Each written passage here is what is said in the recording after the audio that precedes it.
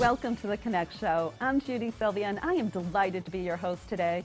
I hope you're having a great week. I'm feeling pretty good. My family and I just got back from a vacation. I'm feeling refreshed and recharged and excited about today's show. I want to welcome Rena Romano, certified speaking coach, to the show. Rena, welcome to the show. Thank you, Judy, and it's such an honor to be here with you and your viewers today. Thank you for the opportunity. Well, Rena, public speaking and effective speaking is so important, and it doesn't matter what type of role you play in life. It is important, and I'm excited for us to kind of talk through that, and then I know you're going to share some great tips with us. I mean, it's so important how so many different types of careers, people in ministry, pastors, you know, business people, that we all need to speak effectively. Yes, yes we do, and I have worked with clergy, I've worked with first-time speakers, I've worked with local politician in Lee County, senior level executives to, like I said, first-time speakers, anyone who needs to speak effectively. And many don't understand that they can really excel their career by speaking effectively, because great speakers become great leaders. Absolutely. Yeah. I used to go to Toastmasters like you did, so I count those ums and ahs. And those are okay. A few are okay once in a while. Here and there. Yeah. So you started with Toastmasters and realized you had a passion for it. You found your passion. I found my passion. I'm inspired. I found my voice. Now I'm inspired to help others find theirs. That's great. Shared a little bit earlier about how different clients that you're helping. Let's talk a little bit about that, because you had said there was a politician. Yes. Now I would think, okay, a politician must be able to speak. Well, yes, they need to be able to speak, but they need to speak effectively. Okay, so how did you work with this individual? I worked with this person, a local politician through Lee County, and we worked on structuring the speech and making it more personable, humanizing it a little bit more. And it's all about structure and content, how you open and how you close too.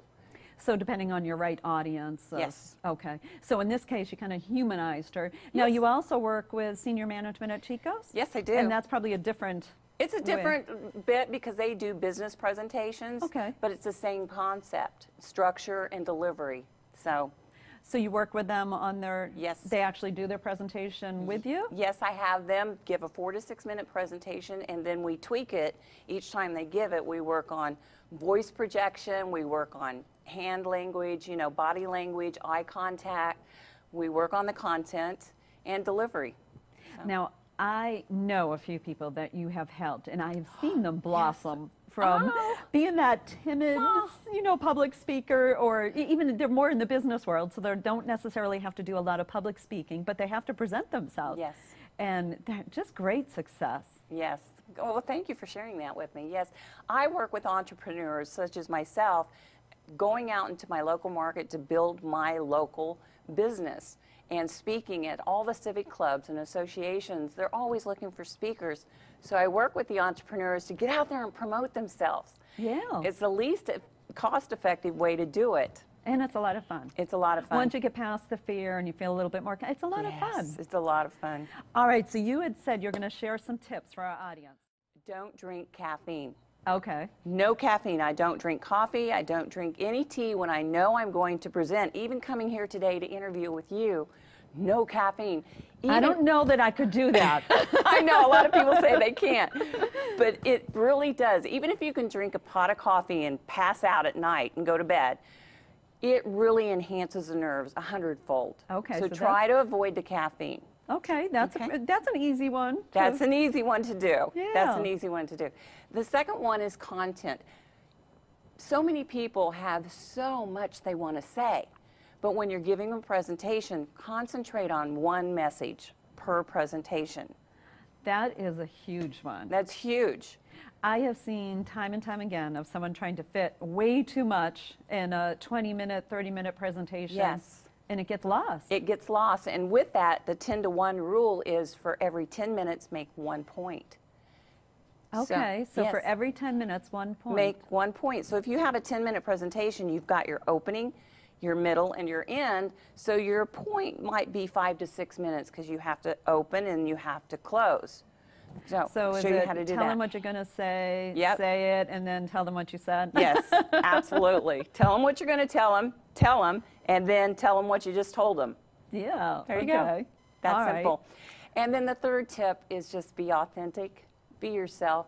When I first began my professional speaking career, I thought I had to be so perfect and professional. I had to memorize word for word everything. Well, the audience doesn't know if you forgot to say something. And by trying to be so perfect, I was so boring. Oh, boring. I can't imagine you boring, but that's another I know, point. imagine that. Plus, I came off of maybe a little arrogant because of my lack of confidence. I overcompensated. People want you to be real. They want you to humanize it. Like I said, my coach and mentor, Darren LaCroix, says people want you to be present, not perfect. That's true. And they can't really relate to you if they think you're in this perfect world or you're not human. And I found that out myself because I thought I had, I'm speaking in front of professionals, I had to be Miss Professional. That's not it. Be yourself. I'm perfectly imperfect just the way I am. Oh, You're going to get me just how I am. that's great. And you There you can go. relate. I mean, people connect with you. I Yeah. think when I'm hearing someone speak, I'm really rooting for them. Yes. You know, and so there's times when if they get emotional in the moment, you know, I might be silently praying for strength for them to Oh, get there through you that go. moment. Definitely. People, the audience is rooting for you. If you've sat in the audience, you've seen a presenter and they're not doing well, you feel bad for them. So just, you know, work on the structure, the content, work on one message at a time. One message. Okay, Yes. so no caffeine. Yes. One message at a time. And be authentic. And be Just authentic. be yourself. And have fun. Have fun. If you make a mistake, so what? Who cares?